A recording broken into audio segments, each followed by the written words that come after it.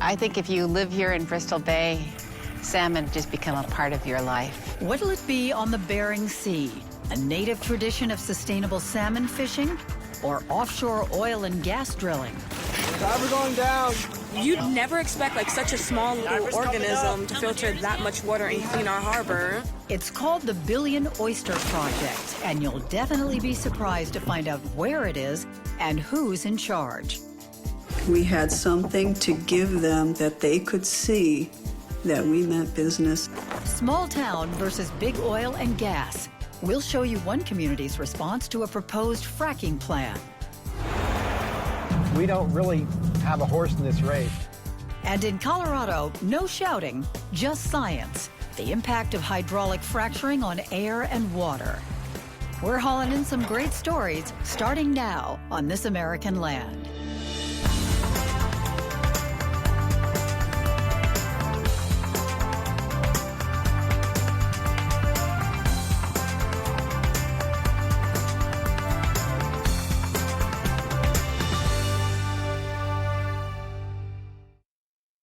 Hello and welcome to This American Land. I'm Ed Arnett. We've got some terrific stories for you today about the conservation of America's landscapes, waters, and wildlife, and the people that are dedicated to conserving those natural resources in areas where they live and work. Today we start in southwestern Alaska around Bristol Bay in the Bering Sea, where commercial fishing produces 40% of America's wild-caught seafood like crab, halibut, and salmon. Fishermen there have worried that offshore leasing would threaten their livelihood. But President Obama has acted to suspend oil leasing in that area indefinitely. Our report shows why commercial and traditional fishing interests there were concerned about possible oil drilling before the president's decision and why they're now feeling much better about their future. Bristol Bay is an incredibly valuable ecosystem. This region provides almost 50% of America's seafood. It's incredibly rich. Oil and gas drilling in Bristol Bay could cause seismic impacts, which are incredibly damaging to marine mammals and fish, oil spills, air and water pollution, and dumping of drilling muds. Our migration of salmon that go out and the salmon that come in is right in the path of where oil and gas is proposed to be developed. We start messing with the bottom of the ocean and we get oil and gas development. It has the potential to really hurt a number of things. Bristol Bay is predicated on its subsistence culture. The most important salmon you can get is the one that you're putting on your plate.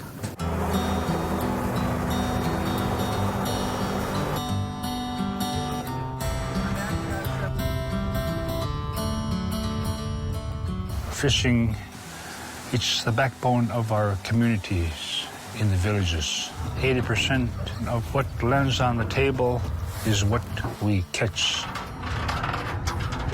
I'm able to support myself and my family. We rely on fish so much because it's abundant and there's a lot of nutrients we can get from it too. You want to grab it or what? Yeah, I'll grab it. I think if you live here in Bristol Bay, salmon just become a part of your life. You just grow up around salmon, and summertime it's all about salmon, and you live by the tide and you're down here checking your net and you're working really hard to get all those salmon to make it through the winter. So it's a big part of who we are as people of Bristol Bay. So I want to see how you cut out the bones. When you can the meat, do you do the skin too? Yeah. Yeah. Here, you want some? It's a huge family tradition. It's something that I did when I was little with my grandmother and my mom and dad, and it's something that my kids do today with their grandma and grandpa. If my great-grandchildren can do exactly what I do and put fish into the smokehouse, or like my dad, who's going to be 76 years old, can go out on a gillnet boat and commercial fish, that's my wish. I would very much like to have my children, my grandchildren, to continue on fishing. I would hate to lose that. It's not part of our life to harm the soil and harm the wildlife. It's not part of our life. This is something we don't think about. I think Everybody from the extractive industry side, or even the politicians, will say, we're not here to harm fish. But they don't have an honest conversation with the people of this region who say, we want to protect our salmon. And so for offshore oil and gas, that conversation has been going on since the 80s. I was in my 20s fighting offshore oil and gas.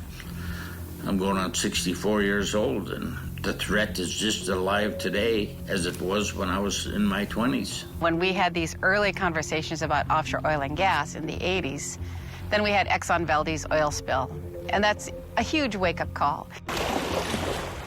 I've heard promises that they will contain it, but history has shown that in other parts, it's never the case. It's been leased before, and leases had to be bought back at taxpayer expense. The people of this region are getting really tired and want permanent protection of this resource that is a sustainable resource. It comes back. As long as you manage it carefully, it'll come back year after year. And it has been coming back for centuries. And so why should we lose that industry, our sustainable industry, over something that's just short-lived? America needs to realize that this is a unique place and it needs the protections. The resources and the habitat need the extra protection. We need industry to come into Bristol Bay, but not at the sake of our natural resources. We want some resolve. We want some assurances that our future is going to be intact in a pristine Bristol Bay. There are thousands of jobs created and provided each year by the fisheries. These are sustainable jobs that are here year after year. 2.3 billion a year versus about 7 billion over the life of an oil field. It just doesn't belong in a place like this. There are just some places that there should not be oil and gas drilling.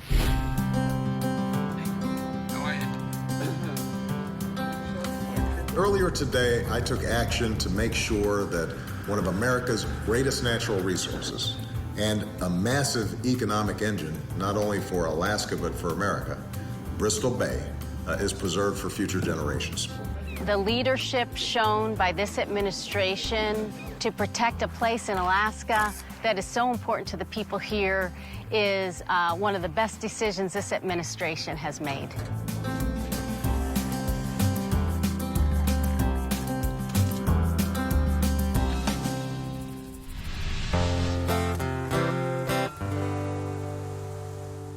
Many years ago, there was a thriving oyster fishery in New York's harbor, and filter feeding oyster beds help keep the harbor's water clean. Overfishing and development wiped out those oyster beds, but high school students in New York are working to restore them with help from the Captain Planet Foundation.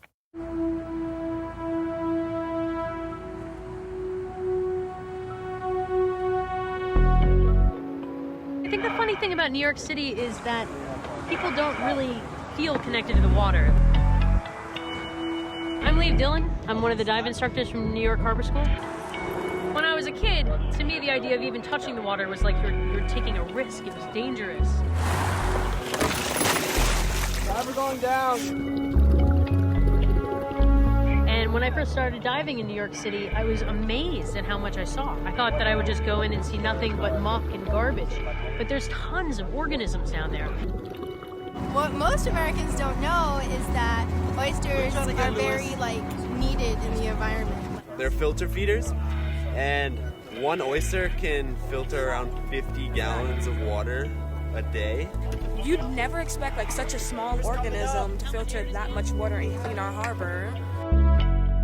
Oysters are ecosystem engineers and provide habitat for hundreds of different fish and invertebrates. My name is Peter Malinowski, and I'm the director of the Billion Oyster Project. They're known as keystone species, meaning they have a disproportionate positive effect on the ecosystem. Historically, oyster reefs were the dominant habitat type in New York Harbor. Back in the day, when Europeans arrived, there's stories of them lowering baskets over the side of the boat, pulled them up full of fish.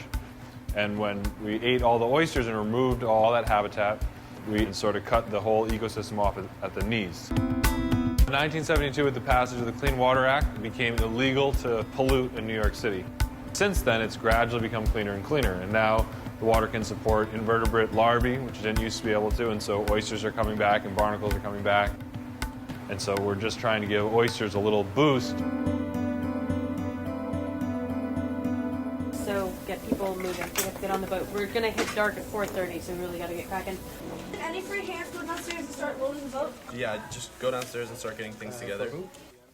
Jeffrey, can I see you for a second? I'm Rogers. From the earliest founding principles behind the school, we wanted to serve kids who otherwise might not have a good educational opportunity. My name is Murray Fisher. I'm the co-founder of the New York Harbor School. I rushed my SATs to get here. Which has been a beautiful thing because now we have kids from all 5 boroughs. Every socioeconomic, ethnic, geographic, academic background now at Harbor School, and it's extremely diverse. Check how many harnesses we have. This is the first time the kids are running the dive completely from start to finish. We've attempted to build a school where the curriculum is both relevant for engaging young people because it's exciting, it's unique, it's interesting. It's relevant in terms of training for careers, and it's relevant for college prep readiness. The divers are going to get ready here, and everybody who's helping needs to get this stuff from the back. Me and Rogers are mostly in charge on getting this whole setup. Kaylin, you can go. I'm working the comms box. I'm a safety diver for the divers that are in now. The line has memory in it. I tend the line that the divers are in my wetsuit. Making sure their diver is safe. That's a job of the temporary. What my task is, we're trying to tie in the fiber optic cable from the oyster site to shore so that you could actually go online on a website and you could live stream what's happening underwater.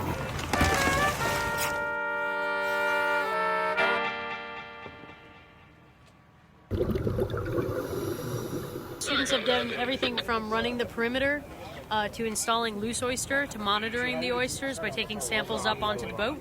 Where aquaculture students will measure the oysters' growth and see how they're doing, how many died, how many lived. We've just begun this project. We're just going to get a new set of divers in. And the kids have built different reefs in different locations, but we're still working on finding that perfect model that we can put in all over New York City. But when that finally happens, it's going to change the environment in the city.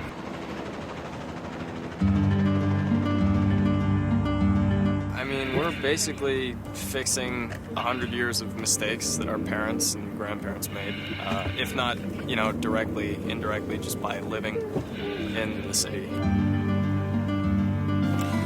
I suppose it is a big responsibility, but it doesn't feel like that.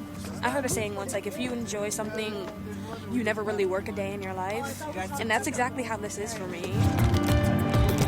Yeah, I was planning about going into the field of commercial diving. After high school, I want to go to commercial diving school and become a commercial diver so I get to dive all the time. There's different jobs you can take, NYPD, firefighters. We are hoping to restore oysters back into New York Harbor.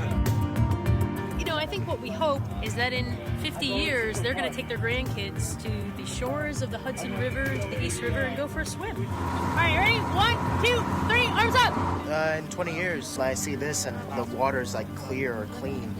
And I can say that, hey, I had a part of this. I actually did something, even if it's a small part, that helped restore this.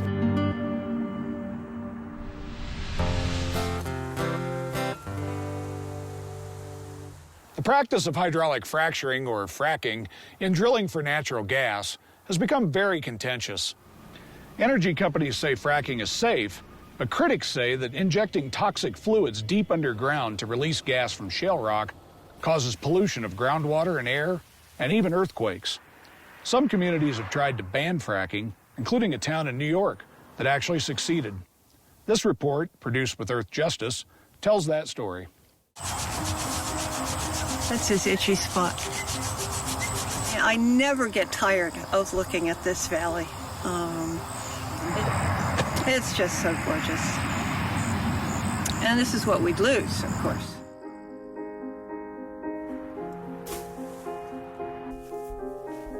It was somebody here who wanted to talk to us about leasing land for gas drilling. I just said, No, not interested. Tell him to go away. Then he started writing us letters and calling on the phone and showing up at the door. He said, look, I know that you've been telling me to go away, but I need you to know that all of your neighbors have signed, all of the land around you is leased. So whether you sign the lease or not, we will come in here and take the gas. And so I did. I signed their lease. It took me another 6 months to find out what I had done. What had you done?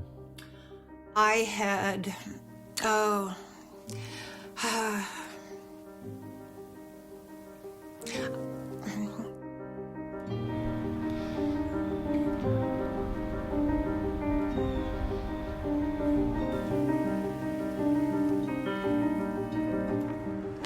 Dryden, New York, where Marie McRae lives, sits atop an oil and gas deposit that stretches from New York to Alabama. The company that leased her land planned to drill it with a process known as hydraulic fracturing, or fracking, a process that's currently driving a drilling boom all across America.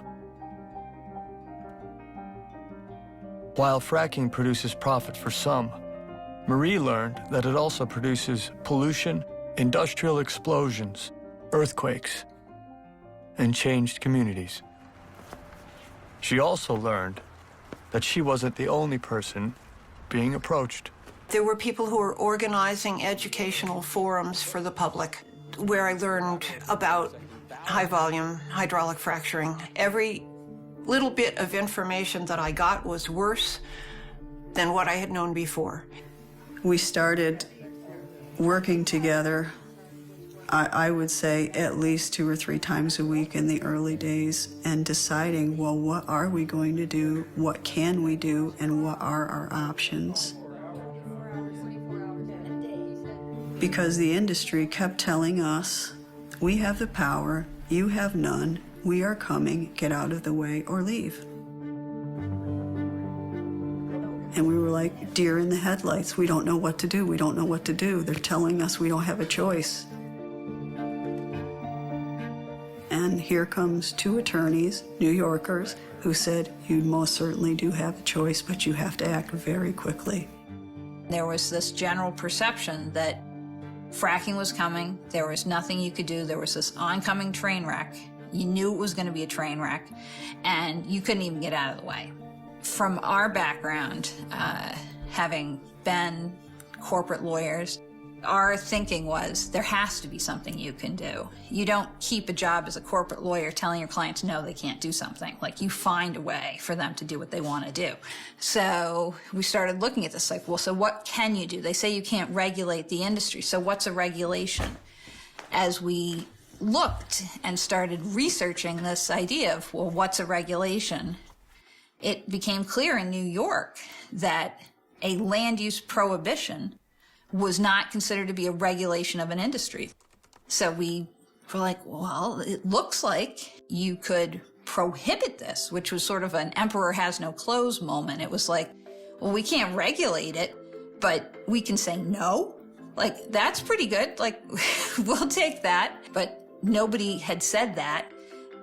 All the big national groups had said no, that wasn't what it meant. The landmen said no, that wasn't what it meant. Cooperative Extension said no, that wasn't what it meant.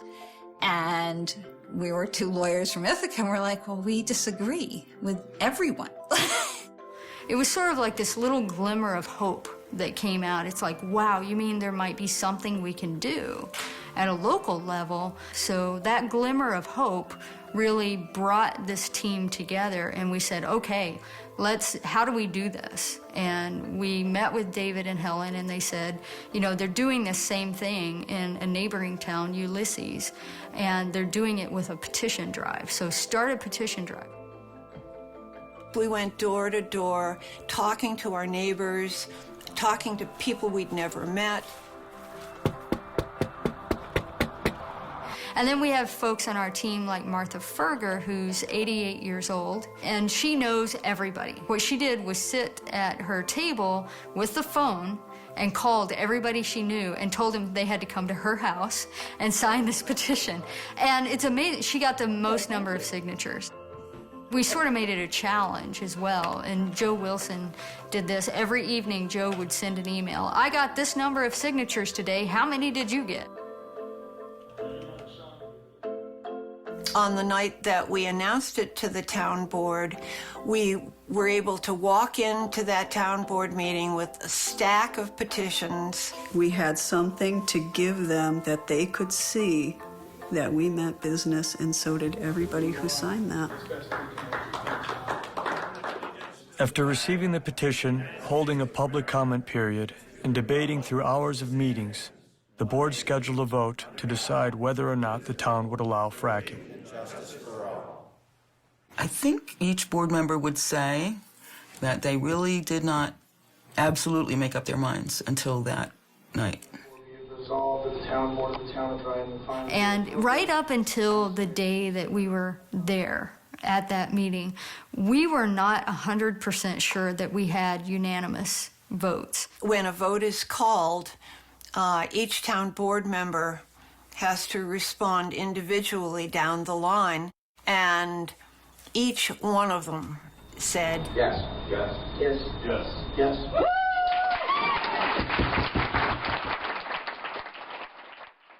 Yes, yes, we will ban this. My voice by itself carries very little weight, but when I join my voice with my immediate neighbors, with the larger community that I live in, we all together have a voice that's loud enough for our elected officials to hear.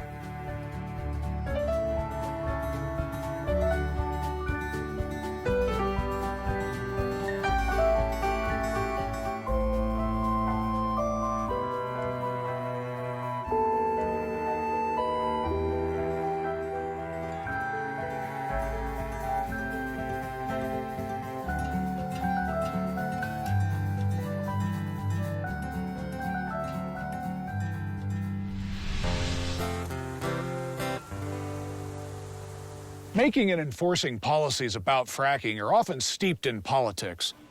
Now it's time to meet some scientists studying the impact of this drilling process on air, water, and human health without all the shouting.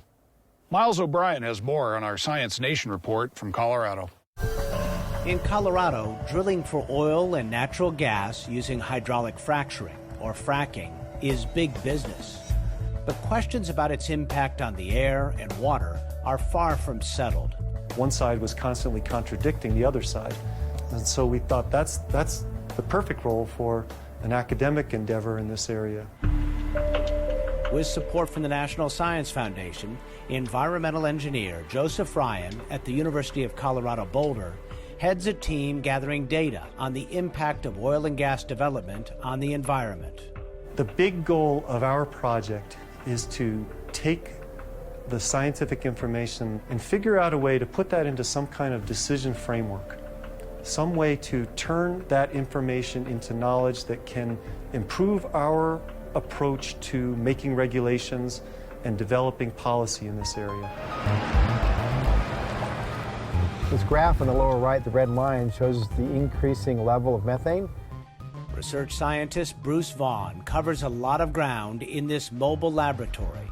He's measuring methane, a greenhouse gas that is one byproduct of oil and natural gas extraction. Okay, so here's what's in the back of the truck. This is a cavity ring down laser spectrometer. It's measuring methane and methane C13 here.